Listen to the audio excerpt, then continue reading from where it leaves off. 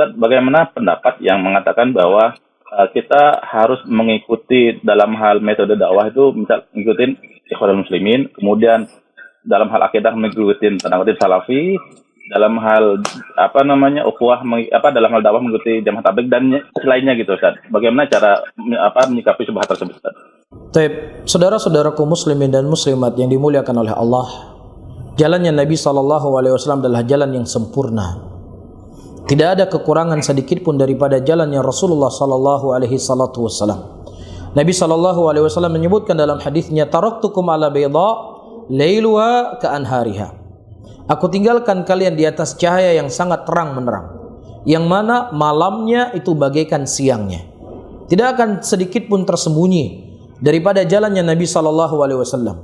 Dalam hadis yang lain, Rasulullah SAW menyebutkan, ya, dari hadis Abdullah bin Amr bin As, ma min nabiyyin illa yadulu ummatu ila khairin ma ya'lamulah, wa ma min nabiyyin illa hadara ummatahu min syarrin ma ya'lamulah. Tidak ada seorang nabi pun kecuali nabi tersebut telah menunjuki kepada umatnya dari jalan kebaikan apa yang diketahui, dan juga tidak ada seorang nabi pun kecuali mereka telah mengingatkan umatnya daripada jalan-jalan kejelekan apa yang telah diketahui oleh nabi tersebut. Sehingga apa jalan kebaikan? Jalan kebaikan adalah akidah, jalan kebaikan adalah akhlak, jalan kebaikan adalah metode dalam berdakwah, jalan kebaikan adalah siasat dan lain sebagainya. Itu semua telah ada pada sunnah Nabi Muhammad sallallahu alaihi wasallam. Ya, oleh karena itu Abdullah bin Mas'ud berkata, ittabi'u wa la tabtadi'u wa qad kufitum. Ikutilah oleh kalian daripada jalan Nabi kalian, dan jangan kalian membuat perkara-perkara yang baru. Sesungguhnya apa yang datang dari Nabi kalian itu sudah mencukupi untuk kalian. Bagaimana kemudian kita berkiblat dalam masalah dakwah kepada jamaah tabligh, sementara jamaah tabligh mereka berdakwah di atas akidah yang bukan akidah ahli sunnati wal jamaah. Mereka sendiri pemimpinnya berkata bahwasanya jalannya itu berada di atas 4 tarekat, tarekat Naksabandiyah dan tarekat-tarekat yang lainnya. Dan itu terbukti di dalam perjalanan dakwah mereka. Ya, dalam jamaah tabligh dikenal yang namanya jaulah, yang dilakukan selesai sholat asar. Jadi kelompok itu dibagi menjadi 2. Ada satu kelompok di masjid yang mereka tugasnya adalah berzikir. Ada satu kelompok yang tugasnya mendatangi manusia ke rumah-rumah mereka, mengetuk, nanti ada kajian di masjid mengingat tentang iman dan amalan soleh. Ya, kemudian di tengah perjalanan mereka tidak boleh memetik pohon-pohonan, tidak boleh memetik daun-daunan. Kalau melihat rumah besar mereka segera bertawud agar rumah itu tidak ada dalam hati mereka. Kemudian ketika mereka pulang, yang tadi berzikir di masjid, kemudian berkumpul bersama-sama, berdoa sama-sama, ya Allah berilah hidayah kepada penduduk negeri ini, sambil menangis atau tidak menangis. Wallahu a'lam bishawab. Ini tarikat. Ini tarikatnya mereka. Ya, apakah Anda tidak merasa cukup dengan dakwah Rasulullah sallallahu alaihi wasallam yang mengajak manusia kepada tauhid? Yang mengajak manusia untuk membersihkan hati mereka dari segala bentuk keterikatan kepada makhluk. Sudah cukup. Ya, sehingga sesuatu perkara yang naudzubillah, ya, seakan-akan dakwah Rasulullah sallallahu alaihi wasallam dulu ya tidak benar karena Rasulullah tidak berdakwah 3 hari, 40 hari, 4 bulan. Oh, kami nggak maksudkan hari.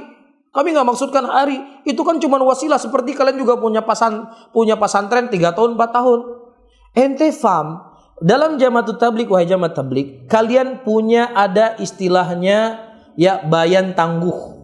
Ada istilahnya bayan sebelum bubar. Setelah hari terakhir ada bayan tangguh atau bayan apa namanya, lupa. Karena dulu saya pernah ikut jamaah tabligh cuma 1 tahun. Saya lupa bayan tangguh atau bayan apa namanya. Jadi ada bayan pembuka, ada bayan penutup. Jadi memang yang mereka inginkan adalah hari. Ya, hari ini bukan wasilah, tapi mereka menjadikan hari itu sebagai patokan. Ya, belum lagi cerita-cerita dongeng di situ yang mereka ceritakan. Ya, tanpa ada perhatian kepada akidah. Allah mampu, makhluk tidak mampu. Allah kuasa, makhluk tidak kuasa. Afillahi syakun fatiris samawati wal ard. Apakah kamu ragu kepada Allah yang menciptakan langit dan bumi sampai ngomong nangis-nangis Allah kuasa, makhluk tidak kuasa, Allah mampu, makhluk tidak mampu? Mas, Allah kuasa, makhluk tidak kuasa, Allah menciptakan, makhluk tidak menciptakan. Itu juga diyakini oleh orang musyrikin di zaman dahulu. Jadi ini sesuatu fitrah yang Allah berikan kepada manusia, yang mana kita yakin akan rububiyahnya Allah. Tidak salah ucapannya betul. Tetapi ini bukan ghayah daripada dakwahnya Rasul sallallahu alaihi wasallam. Ghayah daripada dakwah Rasul dah mengajak kepada tauhid. Ini satu hal. Hal yang kedua, kita harus mengikuti bagaimana metode pergerakannya Ikhwan Muslim. Apa yang mau kita ikuti? Kita mau masuk parlemen, mau masuk partai, masuk dalam demokrasi, kemudian yang tadinya berjenggot kemudian cukur jenggotnya. Kita mau ikut jalan seperti itu? Na'udzubillah. Ini adalah daripada syubhat yang paling batil fi hadzal zaman. Ya, cukupkan diri kita, akhlak sudah ada pada dari Nabi kita. Tinggal kita pelajari dari sunnah-sunnah Nabi kita sallallahu alaihi wasallam. Metode dakwah sudah ada dari Nabi kita. Cara yang paling mendetail sekalipun datang dari Nabi kita. Sudah cukup. Apa yang datang dari beliau itulah yang mencukupi kita dalam segala aspek kehidupan kita. Wallahu a'lam bishawab.